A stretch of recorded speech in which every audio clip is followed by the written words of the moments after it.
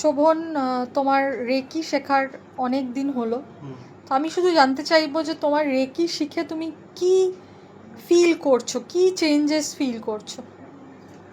Reiki শিখে মানে শেখার আগে পর্যন্ত যেরকম একটা কাজের পরে ক্লান্তি, একটা অন্যমনস্কতা, একটা ডিপ্রেশন, অ্যাংজাইটি কাজ করতো, একটা সমস্যা ফ্যামিলির সাথে হতো, সেইগুলোর থেকে অনেকটা বেরিয়ে এসেছি।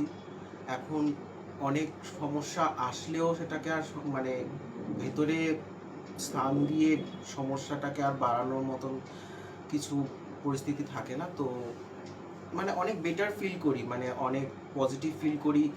যত নেগেটিভ থাকুক না কেন, ভীষণ পজিটিভ ফিল হয় আর ভীষণই ভালো লাগে। আর নৃত্য, এটাকে প্র্যাকটিস করার একটা মানে এনার্জি ফিল করি সব সময়। আর দিদিকে অনেক অনেক ধন্যবাদ আমাকে এই জার্নিটার মধ্যে মানে এন্ট্রি করে দেওয়ার জন্য, যাতে আমি আরও দীর্ঘ পথ চলতে পারি, এটুকুই আশা রাখি। থ্যাঙ্কস টু রেকি। সবার তরফ আমাদের সকলের একটাই উচিত রেকিকে ধন্যবাদ জানানো। একদম। ভালো থেকো।